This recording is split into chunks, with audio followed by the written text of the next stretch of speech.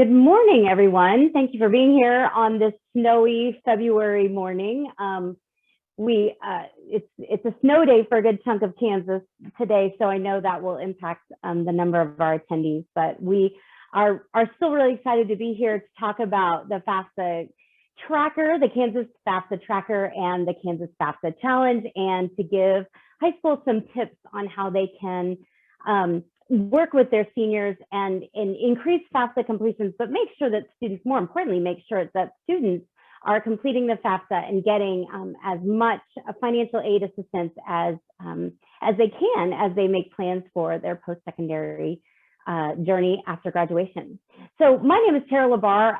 I am Associate Director of Academic Affairs with the Kansas Board of Regents. I'm really excited to be here with you this morning. And joining me are Darcy Johnson, who is the past president for the Kansas Association for Student Financial Aid Administration, and she also is a student loan coordinator at Emporia State University. And then we also have Justin White, and he's one of the founding partners at Data Insight, and that's the company that does the National FAFSA Tracker and now the new Kansas FAFSA Tracker. And I'll let them introduce themselves more as they talk about their portions of the webinar today, but we're really excited to have their expertise with us. So just an overview of what we're going to talk about today. I'm going to touch on our state scholarships and financial aid programs that are administered through Kansas Board of Regents. There's still time to make sure your students can get any type of grant or scholarship that they may qualify for through our Kansas State Scholarship Program. And then I'm going to also talk about the Kansas FAFSA Challenge. We're in year 2, so just a reminder of what that program looks like and who we're representing. And it's a fun way to maybe have a little friendly competition with your neighboring high schools. Because as we jump from the Kansas FAFSA Challenge into the Kansas FAFSA Tracker, with the start of that website, we really put some features in the Kansas FAFSA Tracker that'll help you track your FAFSA completion and how you stack up in the challenge as well. So I think those two things go together really easily. Justin's going to walk us through the highlights of that website. And then we're going to invite Darcy to talk about some tips for helping those seniors complete the FAFSA. And now that you can track your FAFSA completion, we're going to have some ways that you can work on that through the end of the school year. And then if we have time for questions at the end, we'll do that as well. So first thing I want to talk about is some of our state financial aid programs. Now, there's a lot more to each of these programs, and we have several different programs. I'm going to highlight a few of the ones that are available for undergraduate students graduating from, and specifically students graduating from high school, moving into post-secondary programming. So the first 2 programs that we have would be geared for those students that are looking at career technical workforce. They're looking at community college attendance or a technical college attendance. And we do have a couple 4-year schools that have associate's programs, but that first one, Career and Technical Workforce Grant, that's for an associate's degree. And then the Promise Act is a brand new scholarship that was started last year that also is for community colleges and technical colleges. It has a few specific programs of study. And so really kind of looking at the community college or technical college that your student wants to attend, they would apply to that school and then they would kind of inquire about the Promise Act scholarship. In general, you're going to find scholarship programs in manufacturing and building, healthcare, education, and technology and security. So information technology and security.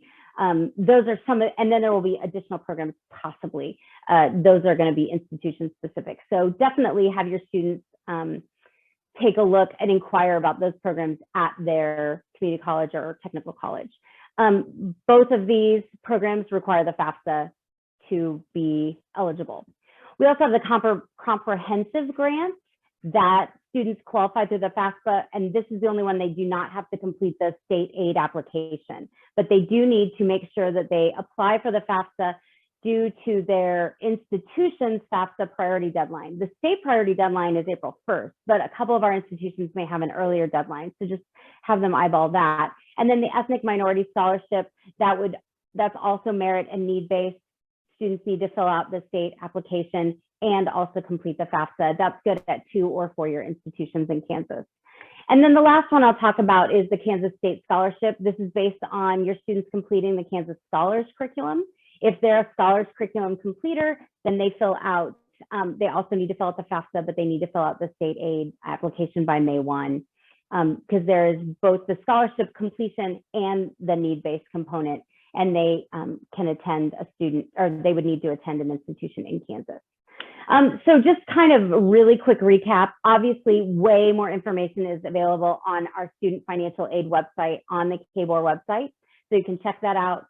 The FAFSA is required for most programs, and again, that deadline is April 1st. It could be earlier depending on the institution.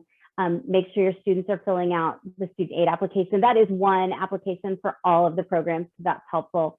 And then also, we do have more information about specific scholarships for nursing and teaching. And then there's also scholarships for after students return from military service. So you might plant the seed for your students heading to the military. So that's a really brief overview of the state financial aid and scholarship programs. Next, I'll jump into the Kansas FAFSA Challenge. Again, we started this last year in 2021. We recognized 15 schools this past fall, 2 winners in each CASA division. And so we recognize schools with the highest FAFSA completion percentage, and we recognize schools in each division with the greatest single year increase. So you don't have to already be great at completing the FAFSA to compete in this. And really, goal for Kansas is to have every school reach for 60%.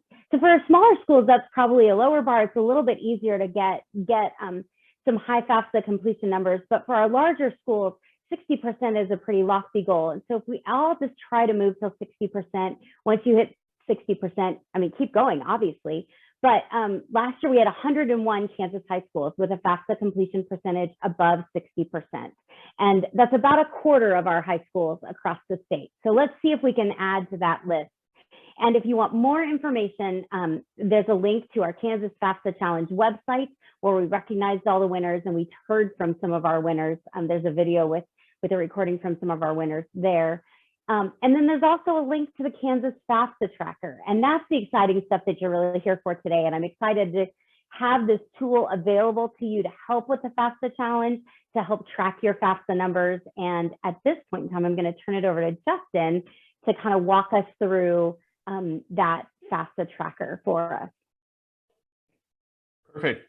Thank you, Tara. Good morning, everyone. I'm excited to be here to talk briefly about the Kansas FAFSA Tracker and share information about that, and then answer any questions as well. Give me a moment while I share my screen. I'm going to do a live demonstration. If you can let me know, can you guys see my screen? Perfect. So the Kansas FAFSA Tracker is a website. My company, Data Insight Partners, this is a service we provide for free to states who want to, because we believe in the power in education, and this is our way to kind of give back to the community. So this FAFSA Tracker Kansas site, this is our first year with that. And the idea behind the site is to provide you really easy access to see how you're doing and the percent of students who are completing the FAFSA, and then track that improvement over time, both within the year and then year over year. We get all the data for the FAFSA Tracker Kansas site is from the Federal Student Aid website.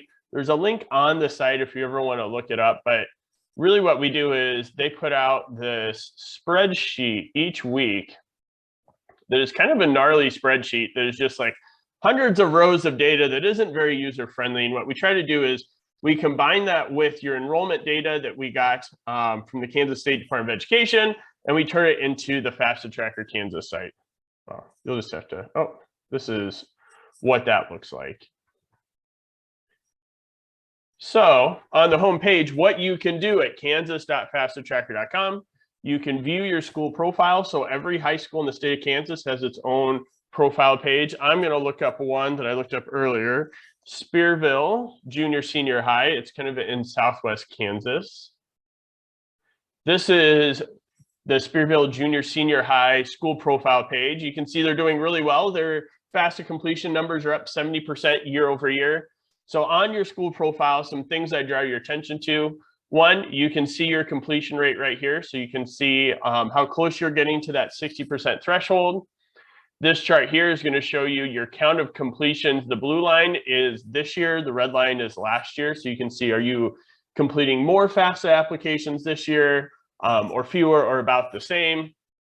And then right here, we can see how many more this year you have completed, your students have completed compared to last year. And then down below, we have all the raw data. And if you ever want to download that raw data, you can just click download and that'll download an Excel file for you. If I click on FAFSA Tracker Kansas, it's going to take me back home. A few resources that I want to draw your attention to up here at the top. The community resources, this is where you can get that link to where we got the kind of raw data from FSA. Here's some research about the impact of encouraging students to complete the FAFSA, some links to some FSA websites, and then links back to the KBOR websites as well. At the top, school resources, if you click on that, that also takes you to the Kansas Regent site where you have lots of resources related to the FAFSA events. There's two more pieces that I want to share with you. One is this current FAFSA rates. What this is a chart that has every high school in the state of Kansas has a little bar here. And you can see the completion rate for every high school in the state of Kansas. Now this is that you guys have quite a few high schools. So if you want to narrow it down, there's a few things you can do. One, if you just want to see where your school is in the list, you can go in here and you can just type your school's name. So I'm just going to look at Spearville again. I'm going to pick Spearville Junior Senior High, and I can see there are about 6 from the top in the whole state of Kansas. But if you want to look not at all the high schools in Kansas, but instead you want to look maybe just at all the schools in your, I don't know how, the KSHSAA, Kasha, is that how you say that? Kesha is how we say it. Yeah, it's a lot of consonants altogether. So Spearville happens to be in the 1A. So if I pick 1A, it's going to limit me just to all the schools in 1A. So I can see how I compare now just to, maybe they're not in 1A. I thought I found them earlier. Yeah, there they are. There we go. Sorry. So I can see they're about 5th from the top in all the 1A schools. So this is really a great way where you can filter this page to just your Kesha division and see how you're doing compared to everybody else. This, by default, we're showing the completion rate, but you can also look at completion counts as well. So if you want to look at, so there's a lot of different ways you can look at, and some things make more sense depending on if you're really trying to improve, if you were doing well last year, like just how things look. Under school comparison, the other page I can look at is the leaderboard. On the leaderboard, this is where I can see the top 10 schools, and I can filter a lot of different ways where I can see the top 10 schools from the start of the cycle. If you're a big school, looking at completion count makes a lot of sense, but if you're a smaller school, some of the bigger schools in the metropolitan areas will always have really high completion counts because they have, 400 or 500 kids in their graduating class. So you can change this metric to completion rate instead. And then this is where you can see, who's had the biggest increase in completion rate since the start of the cycle, or I can look at just the last week. So I can see that Shaylin Junior High School has had the biggest increase in completion rate this last week. And then I can also look over the last month and I can see Logan High had the biggest increase in completion rate in the last month. So there's lots of ways to kind of see how you're doing. It's a great way to look to see, like, hey, we've done a lot of FAFSA events where we had FAFSA nights and we met with every student. Look a couple weeks later after their applications have been submitted and completed, and they'll show up on the FSA site, and you should be able to see kind of the fruit of your labor, so to speak. So those were the big elements that I wanted to share with you with the Kansas FAFSA Tracker. So again, a great place to go for your school. Under school profile, look yourself up. You can go to Spearville Junior Senior High. You can see your school profile. If you want to subscribe, you can subscribe to that school's results. You just type in your email, click subscribe, and every week you're going to get an update email automatically. And then you can use the current FAFSA rates in the Kansas leaderboard to see how you're doing compared to other students across the whole state of Kansas, or you can filter down to just schools in your KSHA division. So with that, those were all the pieces I want to share with you. Does anybody have any, or do you want to do questions at the end, Tara? No, we can do some questions now. And in fact, I think the way that we have them, if you can just put your questions in the chat, and then I'll read them to Justin and he can kind of show different things. If we've got specific questions about FAFSA Tracker, just since we've got that up. And we'll see if we've got any questions. And if, oh, here we go. Okay, the first question Yep, is I see that question there. Okay, cool. Our enrollment shows quite a bit higher than actual. Is there a way to remedy that? Yep, if that's the case, if you can email me at the end of the presentation, my email is going to be on the screen, but it's just justin@datainsightpartners.com. If you email me, we can get that corrected. So just send me what your actual grade 12 enrollment is. And I think that's a good point. There's a couple things. First of all, it's the first year of the Kansas FAFSA Tracker. So the information, we're still kind of catching things. When you're merging different spreadsheets and tables from different organizations, there's always some glitches. So if you see, we'll have Justin leave his contact information. And if you see any errors or something doesn't look right, you can contact them and they can adjust that. The other thing to know is that the class size information that we're pulling is from Kansas State Department of Education, and it's based on the September enrollment report. And so that, unfortunately, is kind of a static. That's what we'll use with our Kansas FAFSA Challenge because there's no other way to get those changing senior class numbers as we go. But obviously, if something looks grossly inaccurate, we want to get that changed for the FAFSA Tracker. But like I said, we kind of have to take that senior class size as a snapshot in the fall to use for our FAFSA Challenge. And I know that's not 100% accurate, but there's just not a good way to update all of the enrollments as they go throughout the senior year. So just to give you an idea where that information comes from. Other questions?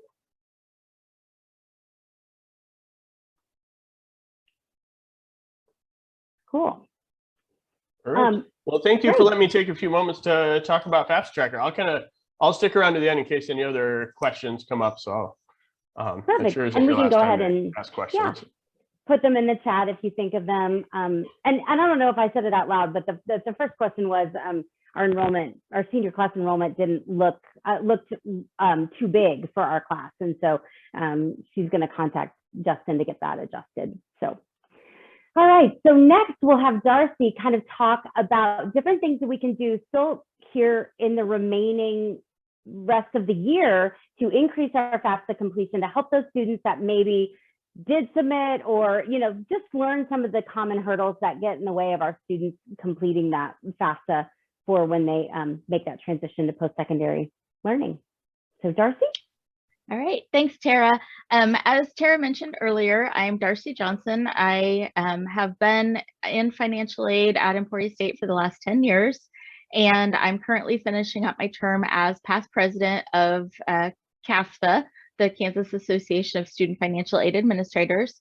So Tara, thank you very much for having me on to share some of these tips and tricks. So you can see on this slide, these are the things that I will be discussing with you today. So we'll move to the first slide that I have. And Justin, that Kansas Tracker website is amazing. And, even from the financial aid official side of things, it was very exciting to look at. But one thing that you may see listed on there is that you have a number of submitted FAFSAs and a number of completed FAFSAs. And so I just wanted to kind of touch on what the difference in those were and kind of how you can help your students through that.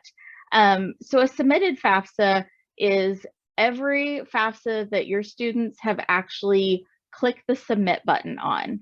And so they have submitted it, it goes to the Department of Education, and then they review that data. Some of those FAFSAs might be missing some information, and if so, then it may result in a rejected SAR or student aid report. So when that student submits their FAFSA, once the Department of Education's processed it, they're going to have an output of that student aid report, and the student's notified of that. And that's where they can see that their information was accepted, if they were selected for verification, if there's other issues with their FAFSA. So if they do have a rejected SAR, that needs to be taken care of, because we in the aid offices cannot continue processing that FAFSA or any financial aid for that student until that rejected SAR issue is resolved. So your completed FAFSAs on the Kansas Tracker, FAFSA Tracker website is a subset of that submitted FAFSA count. And so the completed FAFSAs mean that it is accurate, it has been accepted by the Department of Education, it has resulted in an EFC calculation or expected family contribution. It comes into our office as a valid ISER, which is the Institutional Student Information Report. So it's all the same information that's listed on the student aid report. It just comes into us as a different format. But when we have a valid ISER, then we can move forward in processing financial aid for your students. So it's very important that they're in the completed FAFSA category and not just the submitted FAFSA.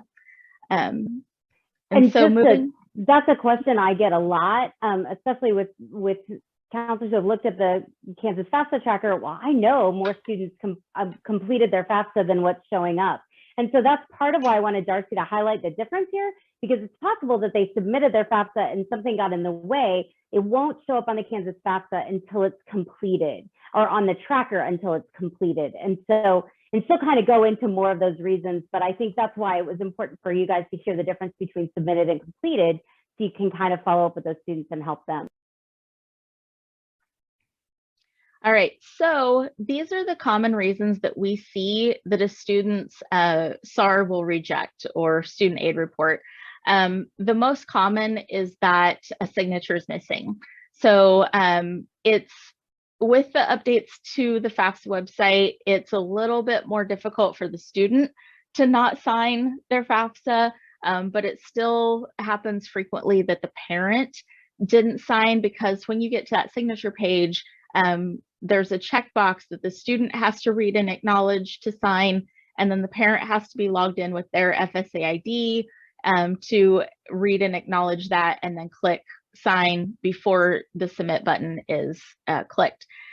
And so, and both signatures are also required if a correction is made. So sometimes the initial FAFSA submission will go through as complete, but then they need to go in and make a correction, update their school selection or some other information, and then they forget to sign it, or the parent doesn't sign it that time.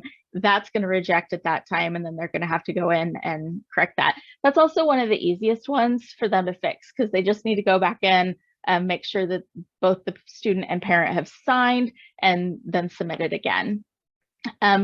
When the FAFSA is submitted, it goes through several database matches, one of those being the Social Security Administration.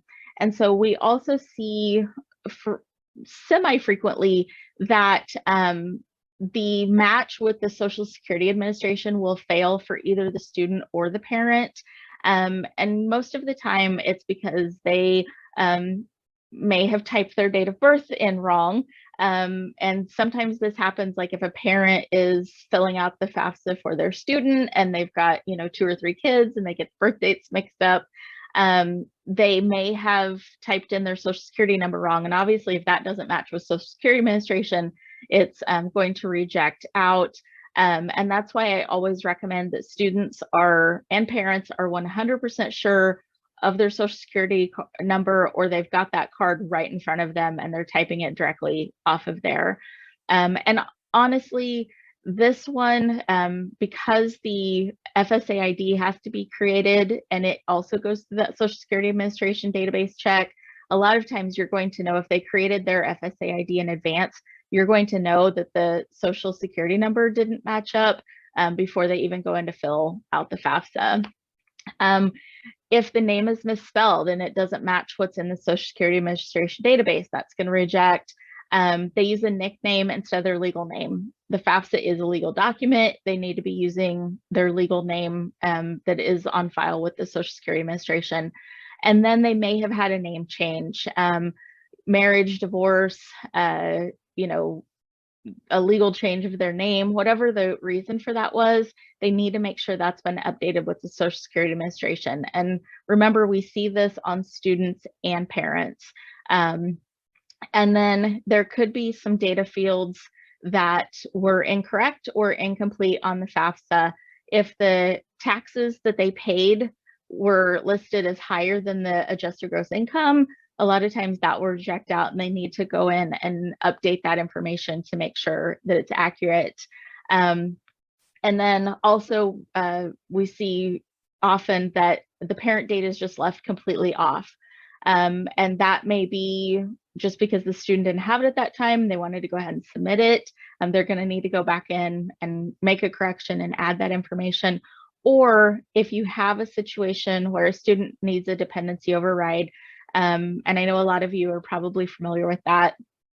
So in all of the dependency questions, the student cannot answer yes to any of them because they weren't actually in a legal guardianship, they weren't in foster care. So they don't meet any of those requirements to actually be considered an independent student, but yet they still don't have contact with their parents. And so they will leave the parent data off. The student aid report will reject, and they just need to contact the financial aid office at the school or schools that they're planning to attend to talk to the aid office about a dependency override, to see if the financial aid officer can actually make that update to that FAFSA to show that that student really doesn't have access to the parent's information and needs to be considered an independent. And at that point, you would then, that SAR would go from the submitted to the completed field. One thing to note going into FAFSA simplification, there's a lot of changes coming up for 24-25 and beyond. And so if you're looking at some of that data year over year, especially kind of by week instead of just by the whole year, when we hit 24-25, those students that leave off their parents' information because they need a dependency override, their student aid report will no longer reject. They will be considered a provisional independent student until the aid office has reviewed that and confirmed if they are an independent or not. And so that is going to potentially have a slight skew in the data, especially early on in the FAFSA completion cycle.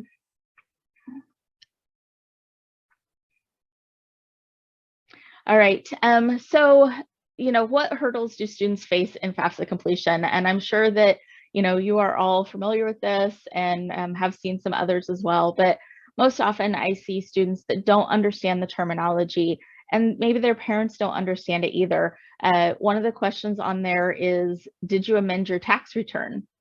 We have run into a lot of students and parents that don't know what an amended tax return means. So we have to explain, you know, you filed your taxes and then a correction needed to be made. So it was amended and submitted, filed again. And they may not realize, even if they use data retrieval, now the data retrieval tool will alert us if there was an amended tax return, if they pulled in their information from the IRS, but then the students or parents still, because we have to ask for some more information, and they still don't realize that they had an amended tax return. And they may just, you know, not know what, I had a student I worked with yesterday that was asking about untaxed income and, you know, KEO distributions in the IRA, and they don't know if their parents have that. The parents don't necessarily know what that means. So, you know, they really sometimes may get frustrated and just stop at that point because they don't know how to answer those questions. So they may just need some guidance with that. Parent refusal to provide information. This happens for several reasons. I've encountered several parents that think that by filling out the FAFSA, that's going to have an impact on their credit. And we have to explain to them that no, you filling out the FAFSA is literally just allowing the government to use this information to determine the financial aid the student's eligible for. You're not co-signing on anything. You're not agreeing to take out a loan. anything like that. It is definitely not affecting your credit. And so, there's some misinformation and misconceptions out there. The parent just may not want the government to have their information, even though they've already filed taxes and it's out there. Or if a parent is a non-citizen, they may be concerned that the Department of Homeland Security is going to have that information, which that is one of the matches that it goes through. But FAFSA data is not reported to ICE. There's no, concerns about if a parent is a citizen or non-citizen, other than just we need that information on the FAFSA so that we know how to move forward in processing. Parents, the student may say, well, my parent hasn't filed taxes yet, so I can't fill it out. Now that we use second preceding tax year information, this is less common, but it does still happen. The parents don't have to have filed their taxes in order to fill out the FAFSA. They can put that they intend to file, and then they use estimated numbers. So they would have to estimate their adjusted gross income and their income tax paid, but it is not a requirement that the taxes have been filed in order for the FAFSA to be filled out. The students may lack the resources. They may not have the parental support that we've talked about a little bit already. They may not have adequate internet access at home in order to fill this out with the parents. So, what can you do to help them with that? Can you offer them to come into the high school in an evening with their parents so that they've got better resources to get that completed? And then I'm sure you're aware that the FAFSA websites had some issues this year. And a lot of that was just, it would sit and spin and not proceed to the next page. And we would find that if you would make sure that the student had saved their information, log out, log back in, and just keep trying, that eventually it would go through. But we had one student that she literally had to log out and log back in 15 times before it finally moved from the student asset page to the signature page. And she was that close to getting it done, and she almost gave up and walked out and just said forget about it. But that obviously gets very frustrating. And so making sure that they're aware that they can keep trying. And I recommend that maybe they try really early in the morning or really late at night when there's less traffic on the website. That seems to help sometimes with that as well. So just having some patience and working through that. And I think that those issues have gotten a little bit better. There's potentially some issues with the IRS website that could affect if they're selected for verification, but I'll talk about that on a later slide. So who might still need your help? First generation students, again, we've talked about lack of resources, lack of support. If their parents haven't been through the college process, they may not know how to guide their students. And so, making sure that those students understand the importance of filling out the FAFSA, how to utilize those resources so that they can achieve their dream of attending college and graduating, or any post-secondary institution. Those who have decided late, so you may have had a FAFSA completion event in the fall, in October, November, right after the FAFSA open, but you likely had students that were like, I'm not going to go to school after high school, or, I don't know where I'm going to go, so I don't need to worry about filling out the FAFSA yet. So identifying those and making sure that you help them, because that can, it's not too late to fill out the FAFSA, and they may think that they can't do it now.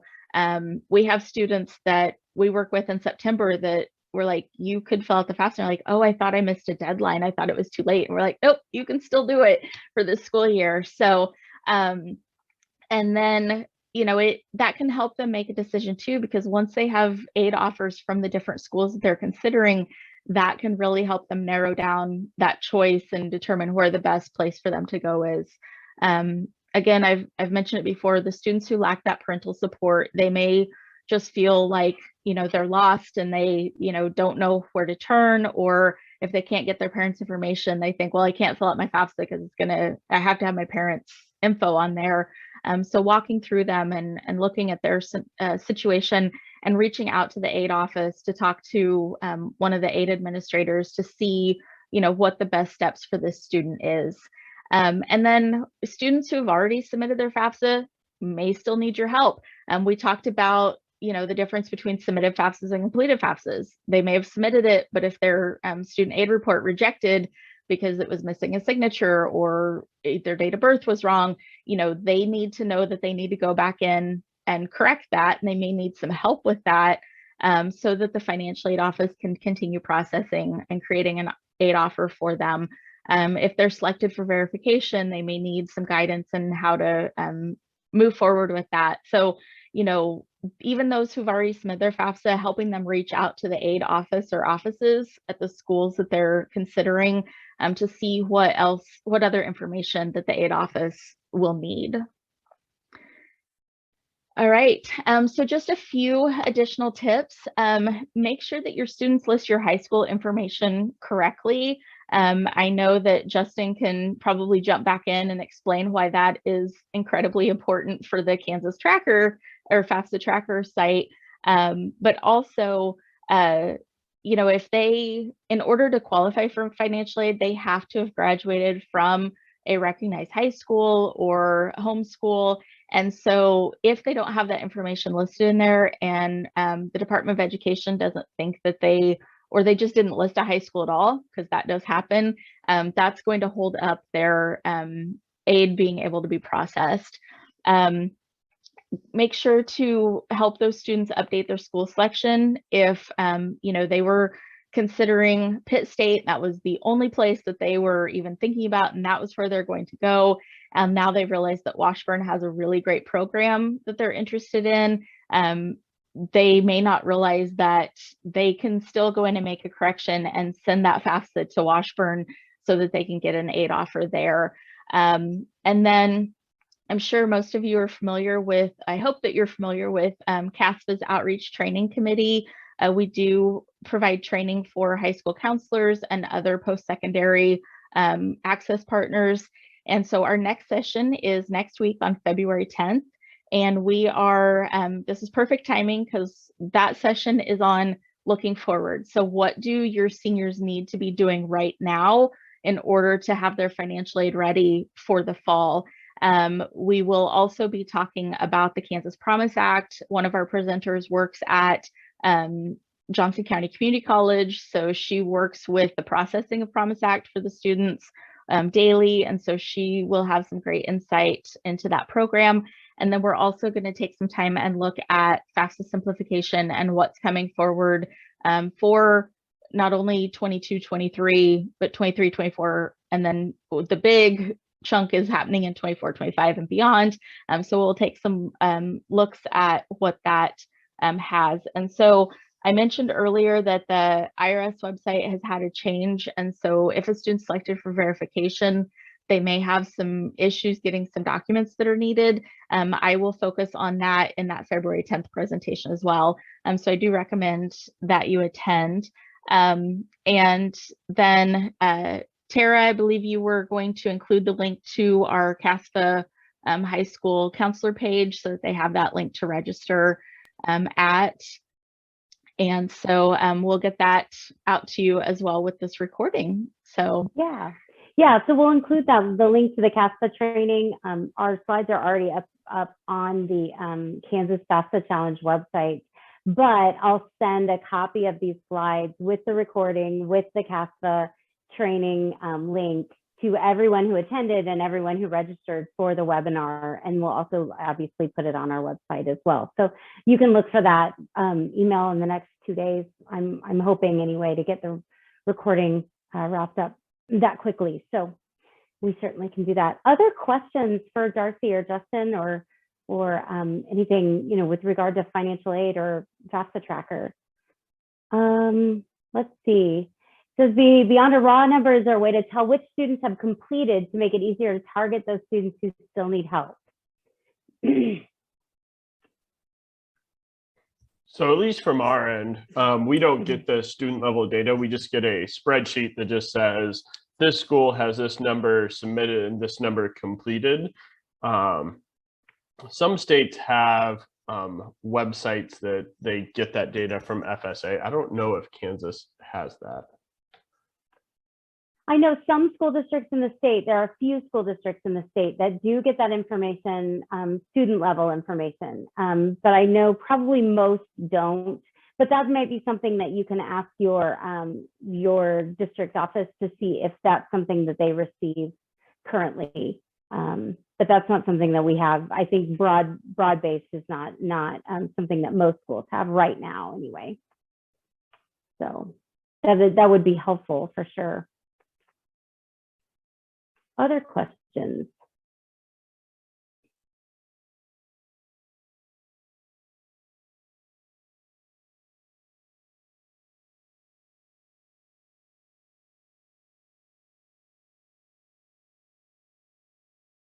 Well, we really appreciate everyone coming to the webinar, and we're glad that, you know, technology works the way it is, even when there is a snow day. It's nice to be able to just even make a recording and send that out and have that for moving forward as well. If there are any problems or questions that you think of later on, here's our contact information. We would be happy to help be moving forward. And I'm excited to see if this, now that you have some more tools in your hands, between how to help your students and also how to see where your school is with completion, maybe we can start making a dent in increasing our FAFSA completions across the state. Because we know that when students complete the FAFSA, their chance of matriculating to post-secondary institutions are much higher. And so it's really important that we kind of encourage our students to do that and help them, because it's just one more step to get them there to achieve their dreams and what they want to do. So thank you so much for attending. We appreciate you being here, and we'll sign off for today. Thanks. Thank you, everyone. Thank you.